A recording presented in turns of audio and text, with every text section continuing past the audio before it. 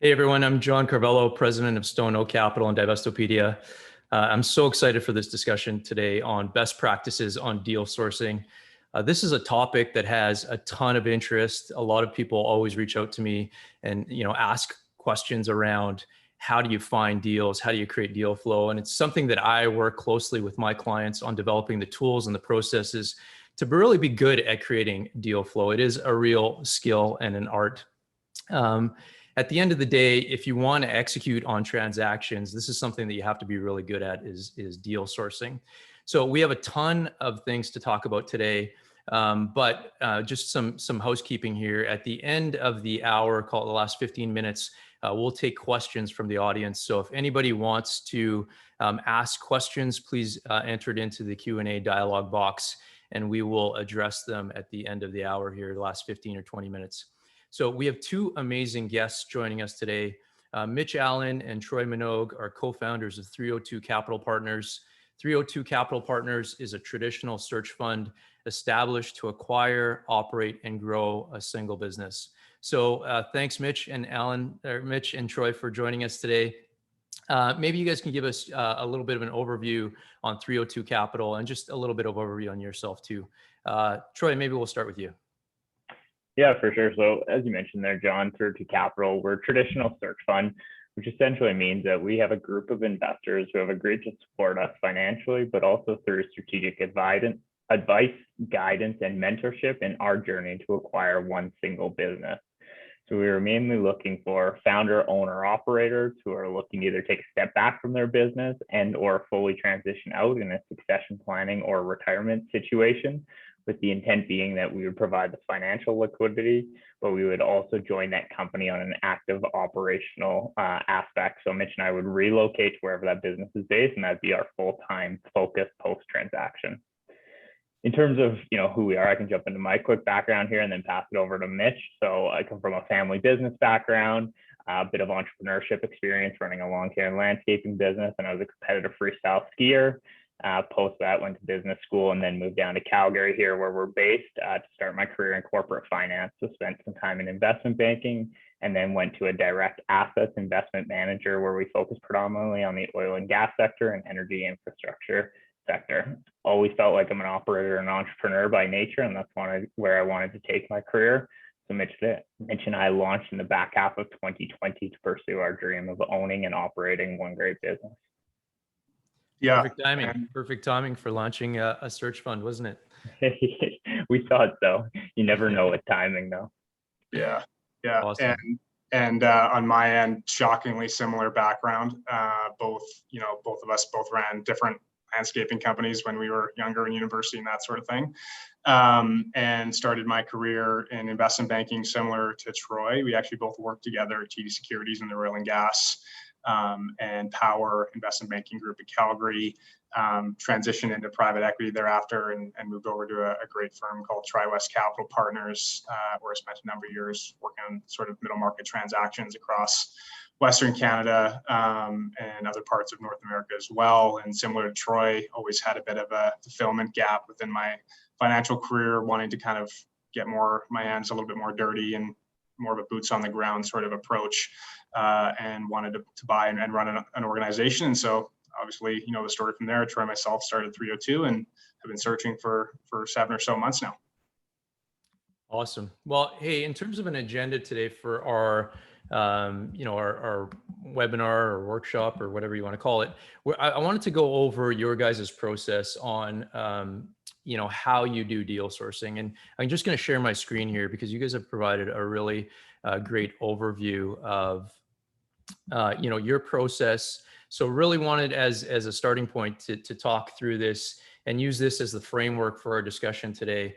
And really not only get into the high level of deal sourcing to help the people on this webinar think about what they need to do to create some amazing deal flow and trying to execute on acquisitions, but really also adds a technical and tactical layer to this so people can understand what you guys have found success with, and also some of the things that have been challenging that you've been trying to overcome through this process of finding that one business that you're looking to acquire. So I've shared my screen here. Maybe Mitch, do you want to kind of just give us an overview of this process that you guys use in finding deal flow and creating, your deal sourcing process?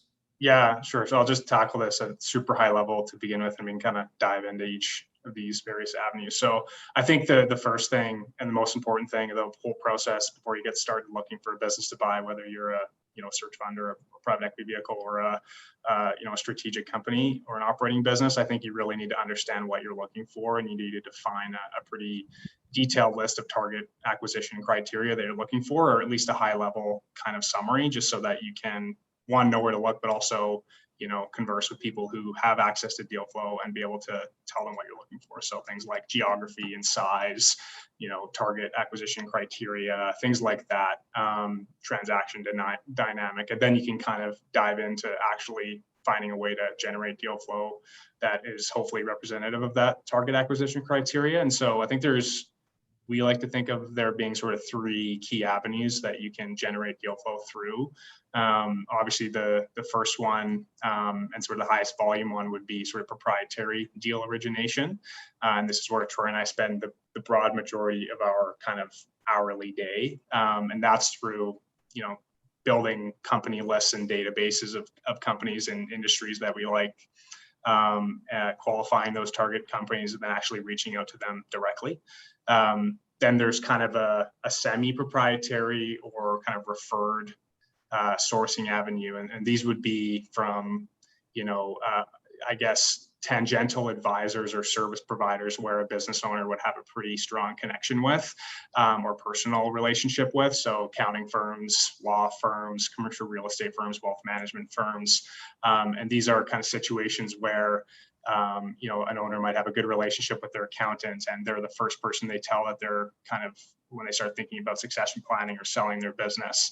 And we kind of like to think about this as semi-proprietary because, on the other end of the table, there's likely some intent or there is a motivation for the seller to be marketing their business, but they're typically being marketed by firms that don't necessarily have the horsepower or just the capacity to market broad processes like a traditional investment bank or intermediary or advisor would. And so you're often able to, talk to an accounting firm that has a relationship with one of their clients that is looking to sell their business, and you can kind of get access to semi-proprietary deal flow that way. We can dive into that a little bit more later on. And also in that category, I would also kind of talk about river guides or industry experts that you can build relationships with that will have access to proprietary deal flow or can give you kind of warm introductions to business owners or other industry experts that can really help you generate some nice deal flow that way as well. So that's kind of the second category. And then the third category would be sort of the intermediary route or the advisor route, where you're dealing with business brokers and investment banks and more traditional advisors that represent business owners when they're looking to sell, and they run kind of large auction processes for. So all three of those avenues are super important. Once you generate that deal flow, you need to kind of obviously review each of those opportunities and hopefully pursue a number of those with the goal of acquiring one or two or more, depending on your kind of structure. So that's kind of how we like to think about it, and the different sort of avenues that we explore when trying to generate deal flow. Perfect. And I guess over the next let's call it 40 minutes, we're going to talk about each one of these, the pillars, but let's start at the I always say first things first, right? So let's start right at defining that target acquisition criteria. Troy, I've seen like lots of generic criteria, things like somebody's looking to find a business that has a recurring revenue or that's non-cyclical or that has a strong management team. And these things that level of criteria kind of drives me a little bit crazy because everybody is looking for those types of opportunities. So how do you balance between casting a wide enough net with your acquisition criteria, but being specific enough to find opportunities that are a fit for you and that are memorable? Like, people actually remember, oh yeah, Mitch and Troy were looking for HVAC companies, for example, and I have one. So how do you balance that casting a wide net with being really specific on the opportunities? Yeah, for sure. I think it really depends on what type of buyer you are and what you're really looking for.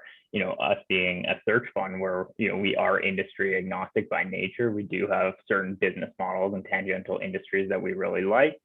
Versus a strategic buyer where you're perhaps looking for geographical diversification or service diversification.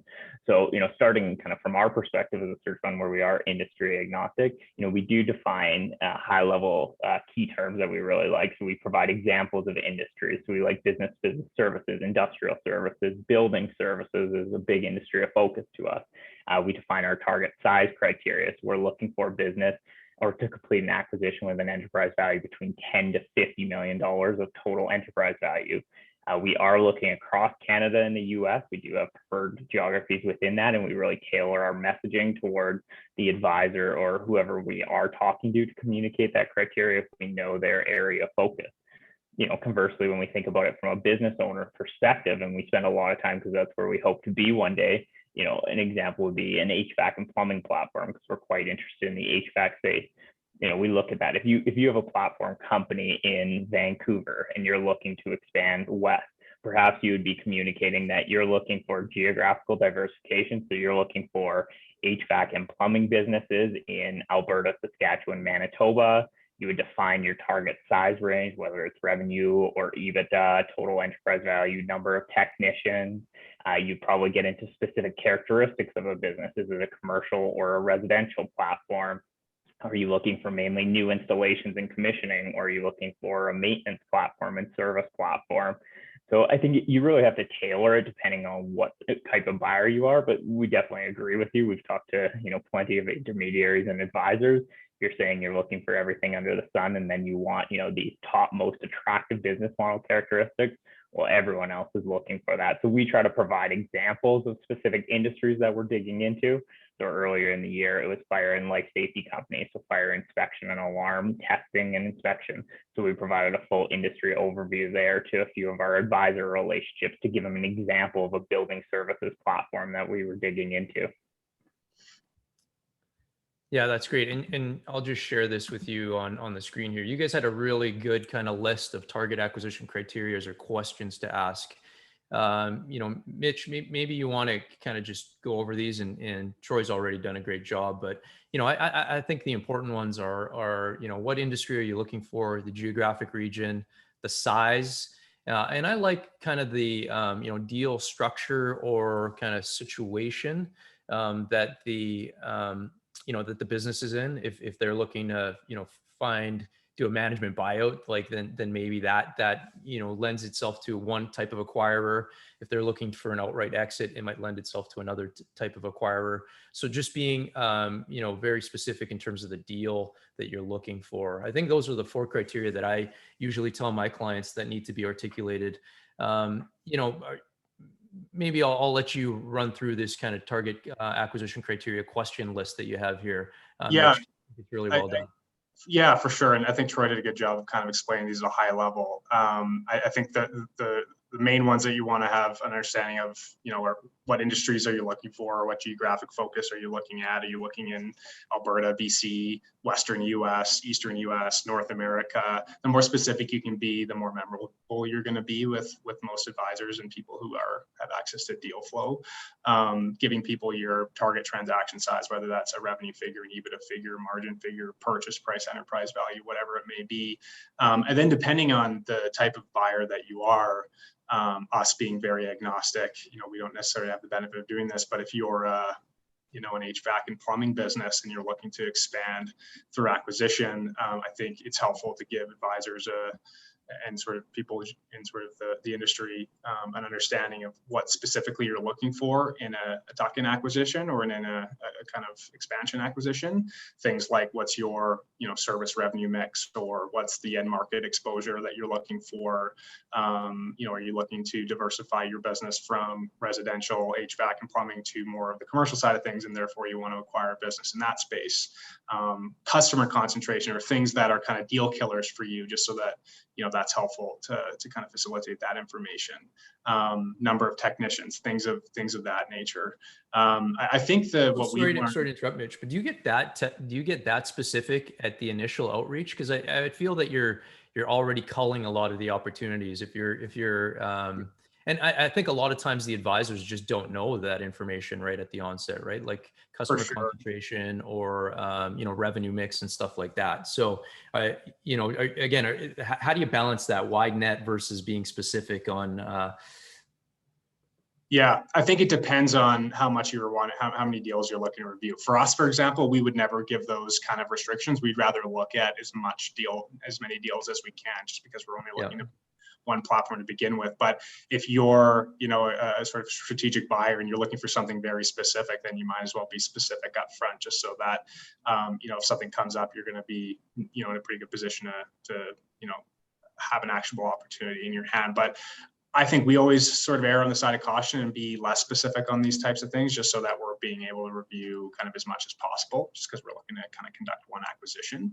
But I do think, though, that what we've learned is that the more specific you are, and maybe there's a kind of a delicate balance here, but the more specific you are, the more memorable you're going to be with an advisor or kind of people who are dealing with heavy volume of deal flow and buyers.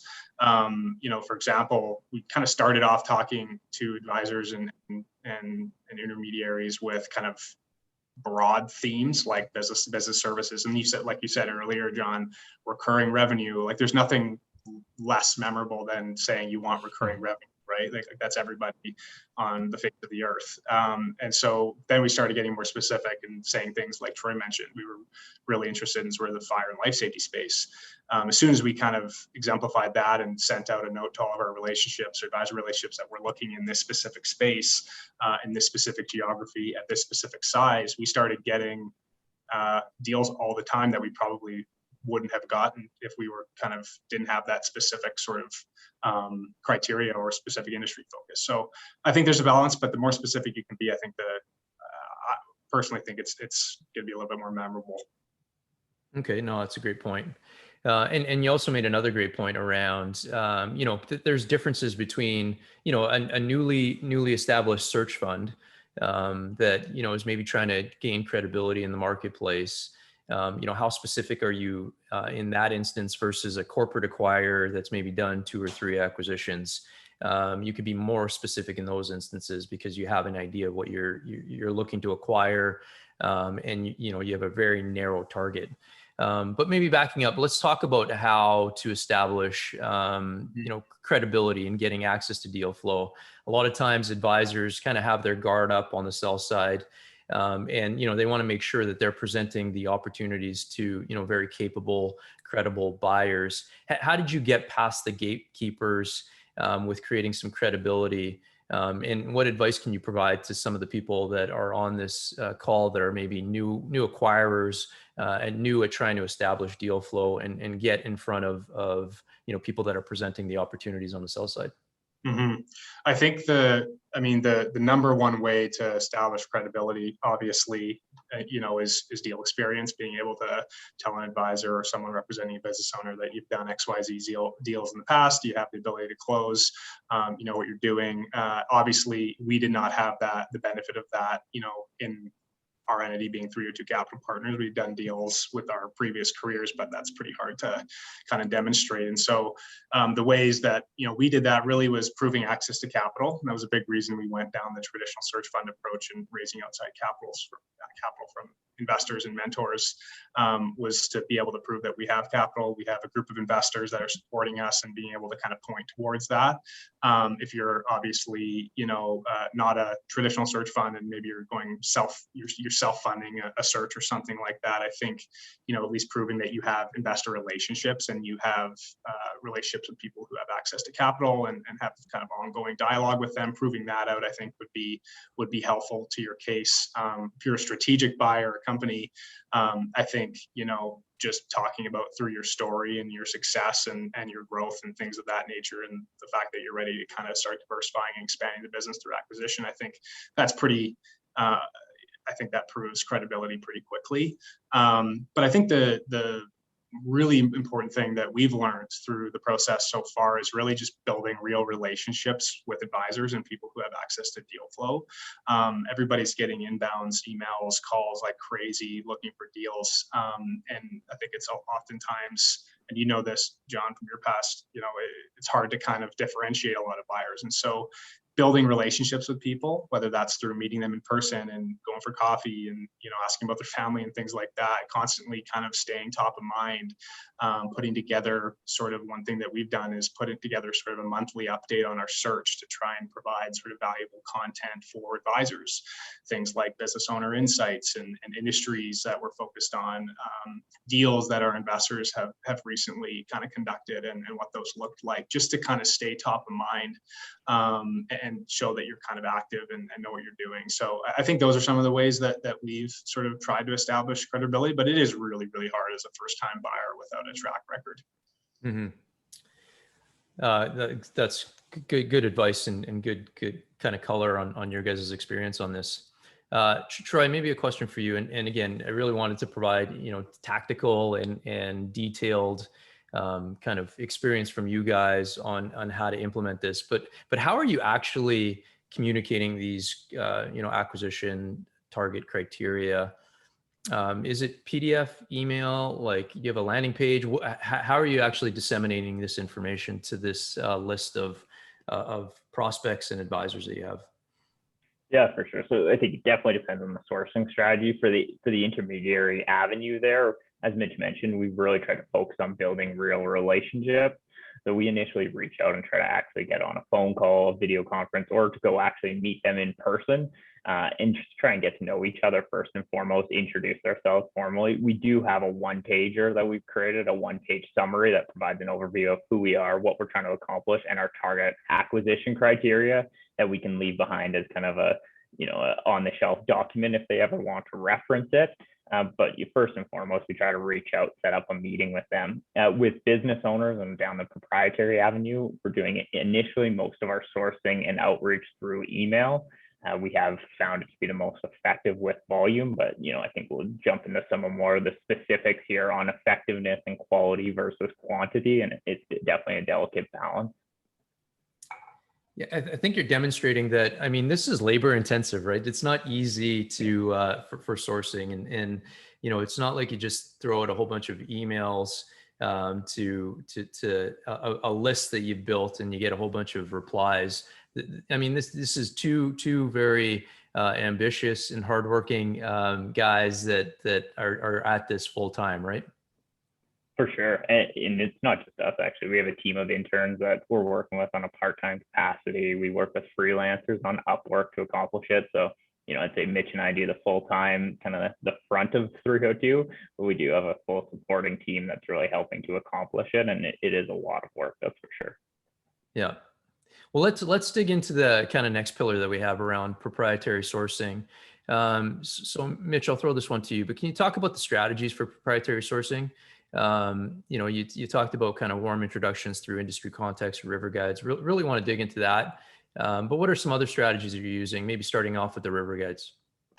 Yeah, so I mean, the river guides, I think, are like the most preferred approach to generating deal flow. Getting a warm introduction to a business owner or someone within the industry, I think, is super, super helpful, and you'll definitely get a response, and you'll be instantly on the good side of the business owner that you're speaking to, and have some shared belief in your ability to actually be a real business owner or a real acquirer and not spam in their inbox. Getting access to river guides is really hard. You generate an industry thesis, and then you have to build a relationship with someone who has, sort of obviously expertise in the industry, in the space and the sector, but also is willing to kind of help you out. And so it's a lot of like a sales pitch initially. Finding those industry, river guides, again, is very hard. I think we've done that by every time we kind of identify a new industry that we're looking at that we like, we'll reach out to our investors and kind of tell them about the industry. If they have any kind of contacts in the space that they could introduce us to, and kind of go from there. We'll reach out to our old private equity funds and talk to them about the industry and if they know anybody. And then we've also generated a number of sort of river guides through our proprietary outreach, reaching out to business owners in the industry, getting a response, getting on the phone with them. They may not be interested in selling their business, but they like us and we like them, and we kind of start building a relationship that way. And then, sooner or later, they're kind of on our side and helping us kind of find a business to acquire in that space. So that's a really hard one to do because there's competitive issues there as well. I think with river guides, it's the preferred approach, but it's also low volume. So the chances of buying a business once you reach out to a company is quite low, as you'd imagine. And so while that's super high quality sort of deal flow, not a lot of volume there. And so the other ways that we're doing it, on the proprietary side of things, so far have been, almost entirely sort of cold calling and emailing. So that's pretty low probability, super low probability, but high volume. And so it's all about kind of building that top of the funnel channel or top of the funnel opportunity set, and then going from there. And so what we kind of like to do is we build a database of companies through some sort of data source, whether that's, we primarily use LinkedIn Sales Navigator to identify businesses and industries that we're interested in, using kind of keyword searches and things of that nature, aggregating that information, and then reaching out to those business owners by finding contact information for them, qualifying those businesses, researching each one of those businesses, developing custom emails, actually researching the businesses to understand them, personalized emails, and then getting on the phone with them. That's been kind of the primary approach, and kind of what's been made up the large majority, I'd say 90% plus of our kind of deal funnel over the past 7 months. Mm-hmm. And Troy, what's the messaging with this cold outreach like, and how is it received? So you're making these calls. What is it? Is it just kind of, hey, we're a search fund, we're looking to do an acquisition? Would you be interested in having a conversation? Is that kind of the gist of the message? So we've played with the messaging a bit, and the degree of customization that we're incorporating. I think touching on the last point you mentioned there, we typically don't actually refer to ourselves as a search fund to business owners because most business owners haven't ever heard of a search fund. And so rather getting into the weeds of trying to explain the structuring of who exactly we are, we really try to pitch ourselves as two entrepreneurs or two operators who are looking to acquire your business and with backing from a group of investors. And that's what we believe we are at the core. We're doing it through a search fund, but that's really how we try to communicate with business owners. We have played with the degree of customization in our notes. I think it's pretty intuitive that the more personalized you are, the higher probability that you should get a response from a business owner. And we have directly seen the outcome of that in our outreach. I think the trade-off is to write personal notes for every company. It definitely impacts the volume of our outreach as well. So, right now we're kind of going through a bit of a testing where we're going to play with, the degree of personalization that's involved and see the impact on the response rates. We expect the response rates will go down with less personalization, but if we can really increase the top of the funnel there, the number of converted, qualified leads or qualified acquisition opportunities might actually increase at the bottom of the funnel because we're just getting through that much more volume in our search. Mm-hmm. And Mitch, we talked about this yesterday, but there are some challenges with proprietary sourcing. Can you highlight some of those challenges you've seen? Yesterday we talked about really qualifying and finding information on these targets, and then also just closing a deal. Like these are companies that maybe aren't even thinking about selling. They'll take on they'll have the conversation with you guys, but they aren't really thinking about selling.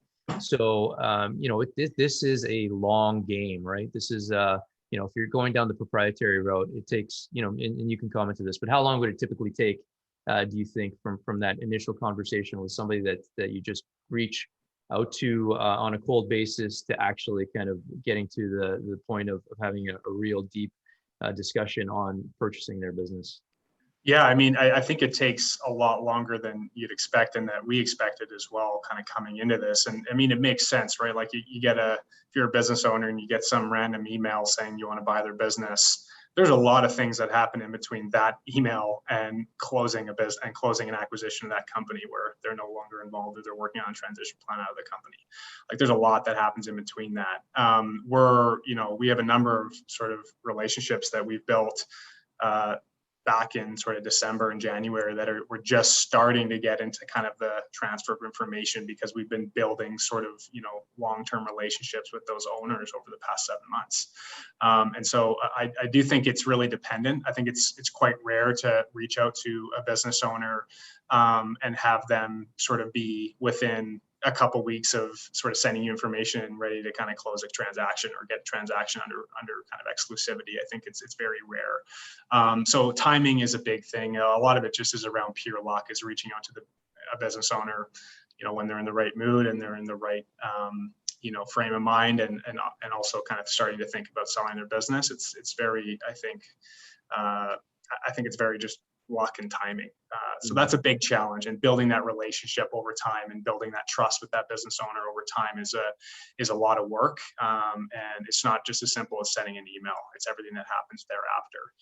Other than that, from challenges, just generating the pure volume that's required. The funnel, if you reach out to, let's say, just for easy numbers, 100 companies, you're going to get at best 50% of them that reply, and then to your email, and then at best maybe 50% of those that are positive response, let's say. So you're at 25 companies that have a positive response, and then let's say half of those maybe have sort of the characteristics that you're looking for, and then maybe you jump on a phone with them and you're able to generate a relationship with half of those, and then you go on and on and on, and all of a sudden that 100 companies, you're lucky if you kind of have one of those that turns into anything real whatsoever. So just generating that pure volume is very challenging, and very sort of labor intensive. And then the last thing too is just on sort of facilitation of information. There's a reason that intermediaries exist and advisors exist. Like obviously they provide a huge service for and value for their clients, and a lot of that is really just helping with the process, helping business owners understand what's required to sell your business, the type of information that's needed, and helping with the facilitation of that information from the the seller to the buyer. And that's really helpful from both the seller's point of view, but also from our point of view, because we need to review a lot of that information through a diligence process, and a lot of owners don't have access to a lot of that information, or it's all over the place and requires a ton of kind of manpower on their end to compile it and put it on a data room and kind of siphon through all of that type of stuff. So those are kind of all the challenges that are kind of inherent in the search, something that we're dealing with, but yeah. And Troy, when we were talking the other day, you guys had mentioned too that the databases just aren't, there isn't a great database out there that has, good accuracy on the annual revenue for a lot of these privately owned businesses. So when you approach them, you're thinking they're of a size that meets your criteria, and in fact they aren't. Isn't that the case? Yeah, for sure. So, we're, as Mitch mentioned, we predominantly use LinkedIn Sales Navigator right now. And we work with a team of freelancers on Upwork, where we've tried to do an initial qualification stage using publicly available data sources. So, Better Business Bureau, Dun & Bradstreet, Zoom Info, LinkedIn, the employee estimates, trying to look at these and narrow in, could this company be in our size range? And, I think we initially started with, so our target would acquisition on a minimum size is $10 million. And so we said rough rule of thumb, let's say 5 million of annual revenue. So we started using some of these online sources and say, let's find everything with greater than 5 million of annual revenue in our target industries, target geographies. And we started disqualifying a lot of companies. And then we would include companies that we thought were large and they ended up being really small. And so then we went back to that list and we started actually cross-referencing a lot of the intermediary deals that we would receive to try and figure out, okay, we know exactly what this company's financial figures are. What do the online sources say? And, some of them, the online sources would be 1/10 of what actuals were. And so we ended up disqualifying a lot of those businesses, even though they were in our size range. So we really, expanded our goalpost. We try to still have some qualification step in there so that we're just not reaching out to everyone under the sun, because we obviously want to make sure they resonate with our value proposition and all of that. But I would say definitely the quality of private information in Canada and the US is not great on those sources that you pay for. And, some of them definitely want a pretty penny for it as well. And so, we are evaluating right now some, higher and more expensive paid subscription sources. But I think coming down to it, the quality of information and having, an all-in-one source just doesn't exist. I think no matter what we do, we're going to have to be piecemealing together a bunch of different strategies for it to work effectively. Mm-hmm. This might be a pro tip, but have you guys ever considered kind of incorporation dates and looking at, a business that's been incorporated 25 years ago, probably has a management team that's a little bit more tired. Yeah, doing something over, 25-year period is going to make anybody tired. So do you guys consider kind of incorporation date, how long the business has been around on your searches? Yeah, so we definitely take into account date founded. We disqualify anything founded within, the last 5 years just immediately, because we just don't think our value proposition is going to resonate at all. We try to track, owner, CEO, president, years of experience at that company, and try and triangulate on there. You are correct. Any business that's been around for longer, you're incorporated, or as a president, founder, owner that's been around for a longer time, I think there's a much higher likelihood that our value proposition resonates. But we've also had a surprisingly good response rate from younger founder owners who've just had a successful decade with their business, realize they've probably made more money than they need to be happy and want to spend more time with the family or doing something else, or just don't enjoy what the business is growing to and would rather step back into a reduced capacity and bring on additional management bench strength. That's interesting. Hey, let's move on to kind of the semi-proprietary referral sources. So Mitch, again, you want to just kind of give an overview of that? That would be kind of that, you used a really good word, kind of the intermediaries that aren't directly involved in, the sales, like, so they wouldn't be M&A advisors, they wouldn't be investment bankers or business brokers. But give us a rundown of what you mean by kind of semi-proprietary referred sources and who those are coming from. Yeah, so I think there's obviously true intermediaries being investment banks and sort of, large accounting firms that have their own sort of, transaction advisory services group that their sole focus is to represent business owners looking to sell their business. Semi-proprietary would be sort of tangential service providers or smaller regional sort of accounting firms that have access to sort of deal flow or business owners and have a relationship with business owners that are, looking to sell their business, or at least are starting to get in that mindset, and are typically kind of the point of first contact, or at least, one of the first points of contact for these owners to start thinking about selling their business. And so these would be like regional accounting firms, like law firms or corporate law firms, where the business owner will have a really good relationship with their lawyer, and they'll go to their lawyer and say, listen, I'm kind of ready to sell my business. What do I do? Or commercial real estate firms, it's sort of the same relationship there, or wealth management firms. They all kind of have relationships like that. And so we kind of think about it as semi-proprietary just because they're not the regional accounting firm, for example, that has 5 or 6 accountants or something like that, and they have really good relationships and they're providing a really good sort of accounting service to their customers, or their clients, but they don't necessarily have sort of the human capital or the horsepower internally to run a 50-person plus process where they're marketing a business to the ends of the earth. I don't think it's semi-proprietary in the sense that you have. The benefit of it is these people have access to deal flow where there's intent on the seller side, where they've clearly made it obvious that they're looking to sell their business or that they're ready to sell, but they're not going to be marketing it to everybody. And so there's often the opportunity to reach out to these accounting firms or these lawyers or these commercial real estate entities, get your sort of pitch out there, get your name out there, and then hopefully you're kind of the first person they call when they have a succession planning related opportunity. So I think finding those semi-proprietary sources is quite difficult, just because selling companies isn't their kind of primary business source or primary kind of revenue generating unit. And so oftentimes you kind of have to treat them, these sort of semi-proprietary sources, like business owners themselves. We have to constantly follow up with them. With accounting firms, for example, we identify these accounting firms.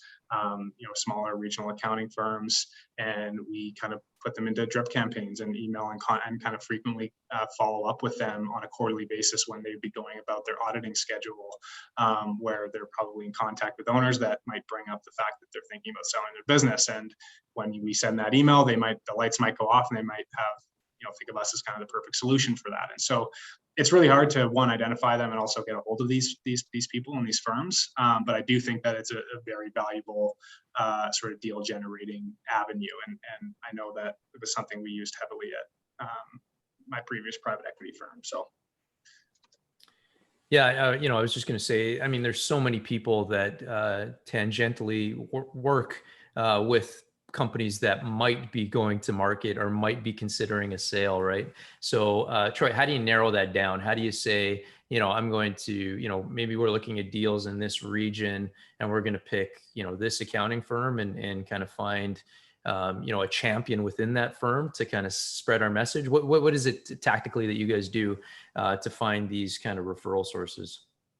Yeah, for sure. You're right, John. There's a ton of people out there, even on the intermediary side, I think we identified, 400 or 500 advisors, investment bank brokers in Canada and thousands in the US. And, it's pretty hard to reach out to that many people and actually create and cultivate a relationship. So we really defined our sourcing strategy using a bullseye approach. Obviously, Mitch and I are from Western Canada here. Our entire personal and professional networks are here in Western Canada. We really think our value proposition resonates super well with Western Canadian business owners. So any sourcing that we do, whether it's proprietary, semi-proprietary, or through the intermediary channel, we start in Western Canada first and then work outwards from there. So we really try to build strong relationships with local advisors in Calgary, Edmonton, throughout BC, Saskatchewan, Manitoba. We'll go for coffees in person with them, try and actually really focus on building that relationship. And then, likewise go out through Eastern Canada and down through the Pacific Northwest of the US. So that's where we've spent a bulk of our time to date, is really just, trying to narrow down where our focus is, especially from a geographical perspective, because you just can't effectively cover, the entire, for us, it'd be Canada and US landscape. It's just much too large to effectively cover. Mm-hmm. No, that's good points there. Let's move on to the intermediaries. We still got a lot to cover here, and we got about 10 minutes left before we take Q&A. So around the intermediaries, you talked about building the lists.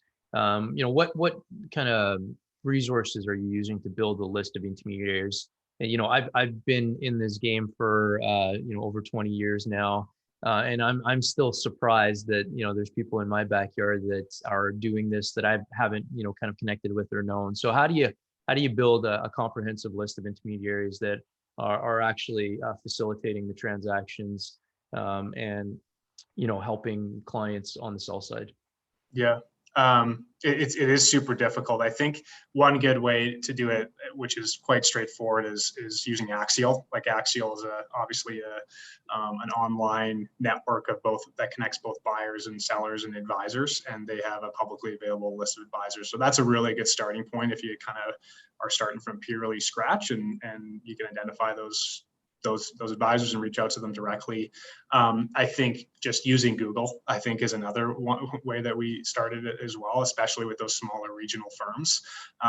Just using Google and then building that database from scratch again. I think a big thing that we've done along sort of the last 7 months is really like building a network. And so once we connect with an advisor, especially if that advisor is in a larger kind of entity, let's say a large accounting firm or a large kind of national investment bank or advisor, it's basically asking for introductions to other regional kind of people within that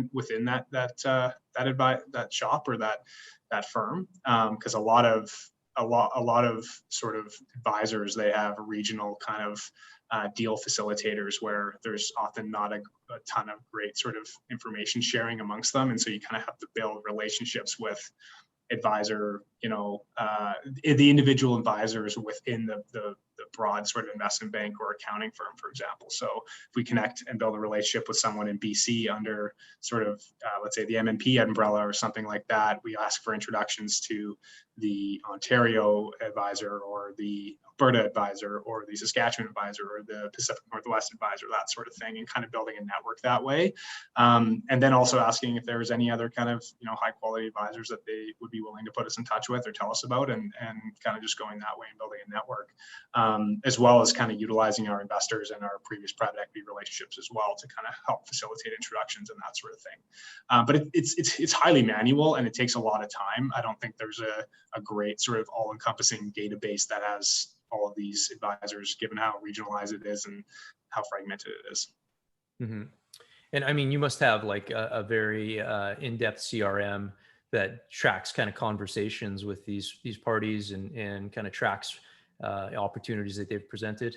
Do you use a specific kind of M&A CRM, or is it just kind of a generalized CRM that you've pieced together? Yeah, we evaluated a number of them. I think we ultimately landed on HubSpot, which is highly customizable, pretty encompassing, pretty robust. They do have a free version that you can use that's actually quite useful. So that's what we use. That tracks all of our conversations and outreach and sort of discussions with advisors, but also our investors, as well as our kind of the proprietary outreach with business owners and that sort of thing. So we have queues in there to follow up with people, automated sort of follow up and sequential emails, things like that, all that are kind of helping both on the advisor side, but also on the proprietary outreach side as well. Yeah, for sure. And then, what are some of the challenges that you're seeing with the broker deals? Like, I would think that would be the most immediate place for kind of closing an opportunity, right? A deal with a business owner that's thought through it, has an advisor that's put the information together, that's in market, knows kind of what value expectations are. But what are some of the challenges that you're seeing with these broker deals? Yeah, for sure. So you're definitely right, John, that, when a business owner is engaged in an advisor, they're definitely a willing seller, which is, qualified them in that perspective, which is really great to see. They have a facilitator of information. Those are the pros to the process. That the cons typically are, most processes, I'd say not all, but most are competitive auction processes where they've gone out to, a pretty good list of potential buyers, including strategic buyers, financial buyers, some individual buyers out there.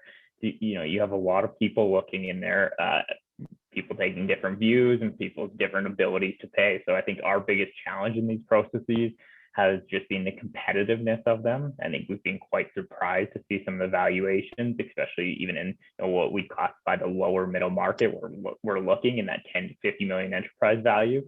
There's some very robust valuations that we're seeing out there, and we're putting our best foot forward. And sometimes we're competitive, and other times we're getting completely blown out of the water, where we wouldn't even want to step up and pay that much, but someone else clearly does for one reason or another. So that's our biggest challenge to date, is being competitive in those processes, where you can almost always find someone else out there willing to pay more, and it could be a fool's errand if you are that one really willing to step up and pay the most for a business sometimes. Yeah, I'd add in one thing there too. I think one of the biggest challenges we've had with advisor processes or brokered processes really is the difficulty earlier on in the process to actually build a relationship with the seller. I think that's our kind of bread and butter, and where our value proposition is sort of most obvious, is when we're able to speak with the owner, tell them about us and our strategy and our kind of value proposition, and really kind of build that relationship. And oftentimes in sort of broker-led processes, it's you're not able to do that until you kind of submit a full formal EOI and that sort of thing, and it becomes a lot less personal and a lot more kind of quantitative focus, which is obviously important, but a challenge for us for sure. Mm-hmm. And I mean, for my clients that are looking at acquisitions, I'd never advise anybody to overpay. But on deal sizes, smaller, a little bit smaller than yours, called sub $10 million, there are still opportunities that I find that aren't, they're on market, but there isn't a very, highly competitive auction going on. So, did you find that? Do you find some opportunities maybe smaller than the size that you're looking at that aren't being in that, really disciplined competitive auction process? Definitely. I definitely think that's the case. I think businesses that are kind of below that $10 million threshold, or even maybe smaller, kind of below $7.5 million of enterprise value, I think there's still a lot of opportunity to acquire these businesses at reasonable sort of multiples and valuations that make sense for both the buyer and the seller. I also think it's really highly dependent on industry. Obviously there's some industries that are more in favor than others. I think you're able to get sort of any sort of business within sort of the energy or oil and gas landscape. I think multiples and valuations are obviously very attractive there still. But if you're looking at sort of a pure contracted recurring SaaS platform, I don't think it really matters where you are in the size threshold. I think those businesses are all going for very, very healthy multiples. So again, I think it's very sort of industry dependent. And when you say healthy, do you mean frothy or? Yeah, I mean frothy. Yeah. Awesome. Yeah. Okay, awesome. We got 2 more things that I want to cover before we get into questions, and we do have some good questions coming in here. So other sourcing channels like online deal markets, or this kind of idea of putting your investment criteria out into the universe and trying to get inbound leads maybe through online marketing. Have you guys tried any of that? Does any of that work for you guys, or what's the success rate that you're seeing around that? Yeah, so we've tried out the online platforms and business directories, business marketplaces. I think the biggest challenge there is, in an advisor investment bank process where they actually invite parties to the table, you have a defined universe of other potential parties looking at the opportunity. With those online marketplaces, it's basically anyone who wants to look at the opportunity can, and so it only really just increases the competitiveness there. We've also found a lot of business owners don't necessarily want to broadly market their business to everyone under the sun because there's a lot of stuff they don't want to share. The second part that you mentioned there, sorry, what was that second part of your question there, John? So outbound marketing. So Yeah, sorry. On outbound marketing, so we've seen businesses be successful with landing pages saying, this is our acquisition criteria. We're looking to roll up, fire inspection companies between this size. Please reach out to us. I think it's a really highly effective strategy for a consolidator in that space.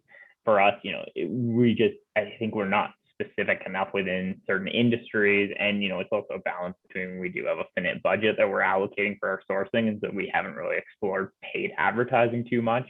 Instead of been doing a lot kind of ourselves on the proprietary avenues, trying to discover those opportunities rather than rely on inbound interest.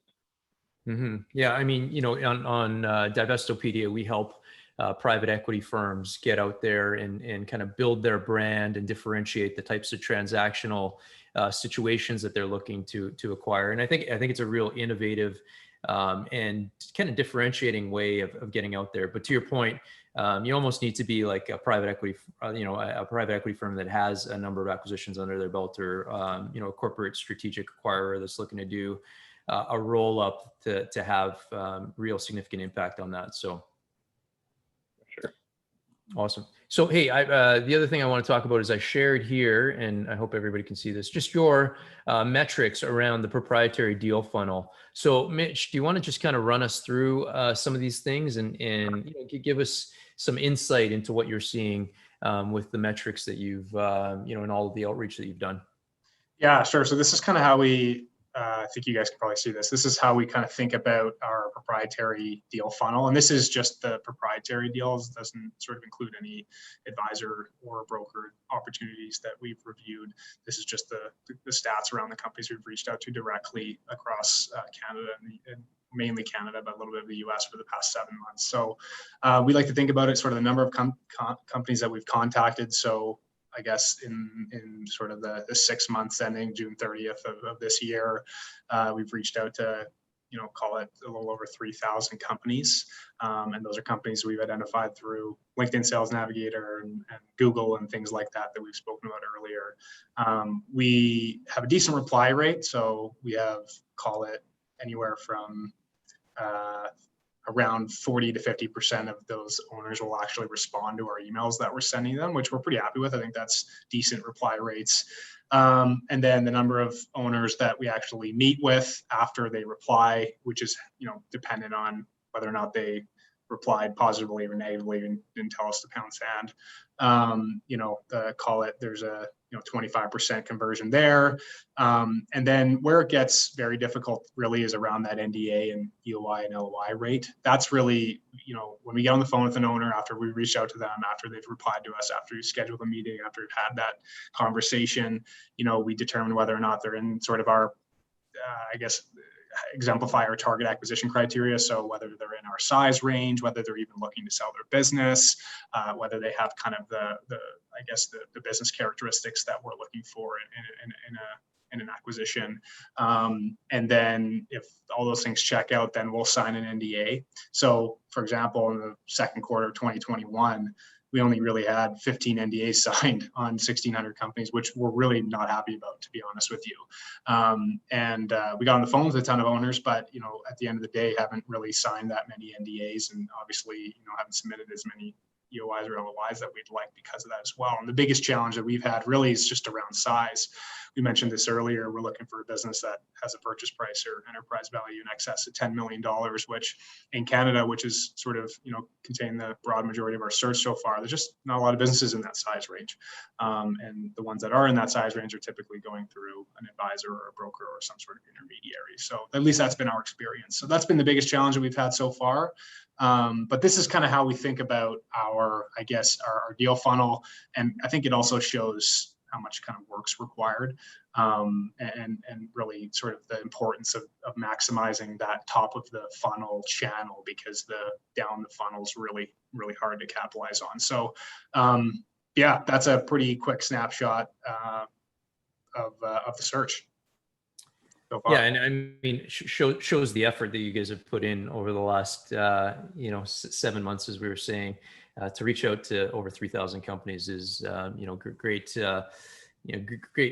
Just showing your guys' work ethic and really kind of the drive and the effort that's needed to be successful at finding. Just you guys are looking for one company, right? But to do this consistently, you need to do this. You need to build a process around it. It can't just be, a one-off type thing.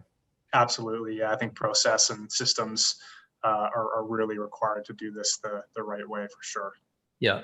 Troy, let's finish off kind of the, kind of formal part, and then we'll get into Q&A. But what are lessons learned from, this last 7 months of, going hard on searching for deals, deal sourcing, looking for deal flow? Yeah, for sure. So I think you touched on it there. Number one, it's hard. We expected it to be hard, but it definitely is very hard. Differentiating yourselves with business owners, advisors, anyone out there, everyone kind of sounds very similar. We thought we were going to be unique and have this unique value proposition. And then, a month after search, I think you hosted a webinar with a few family offices that had the exact same pitch as what we were communicating. And so really differentiating yourself as a buyer is difficult. Building those relationships take time. As Mitch mentioned, we reached out to business owners back in January, and we're only now starting to get serious in those discussions. And so, all good things do take time, but, got to have that time as well. The timing is important as well. The business owner has to be looking to sell. So it might not be it today, but it could be in a year, 2 years, 3 years. So if you have that flexibility to wait, that's definitely important. We like to celebrate the small wins. We look at it as a very binary process. It's, have we acquired a business would be the one for being successful. And obviously until we hit that, we don't feel like we're successful, but trying to keep ourselves motivated and celebrate some of the small wins along the way has kept us really motivated and going strong. Awesome. Really good summary. So I apologize to our audience that I've only left 3 minutes for questions at the end here, but I think I've tried to, make sure that we've covered a lot of them. A couple of them that we haven't covered, and I'll ask you guys right now. So with kind of the semi-proprietary channels, do you offer any sort of referral fees or introducer fees to the companies that you're put in front of? Yeah, we definitely do. So we have a referral program that we try and communicate with even our traditional advisors, not even on the semi-proprietary side of things. We also sort of try and communicate our referral program to traditional advisors and brokers as well that, might have access to deals or know people within the industry that are looking to sell their business, but aren't really looking to kind of launch a broad process, and could kind of facilitate that introduction. So we definitely have that in place and try to communicate that. It's really the structure that we have is kind of a referral upon sort of execution. So in the event that someone shows us a transaction that we're ultimately able to consummate and purchase, then there'll be a kickback of reasonable significance back to that person that gave us that introduction. So I think it's definitely helpful, and it's also something we use with our river guides as well to kind of build that relationship and also incentivize introductions and helping us kind of along the process. So for sure, I think it's a valuable mechanism. Yeah, it is, and I've seen it work well in a lot of cases. Mm-hmm. Last question here, and I think this is a really good one. What about corporate and private equity portfolio spinoffs? Are you seeing opportunities or have thought of looking at kind of deal flow from those different channels and different avenues? So we haven't done much on, corporate hive offs or trying to buy out a division. Really our value proposition we've found really resonates also with an owner operator who, would love to continue that family business legacy or generational family business legacy, bring in 2 younger individuals such as Mitch and myself to really continue that. When you have the corporate hive off, typically there might be already a management team in place there. They're really, looking to get rid of a division for some reason or another. Maybe it's not performing as well as expected or some other reason there. And then on the private equity portfolio, we do think that there has been opportunities there as well.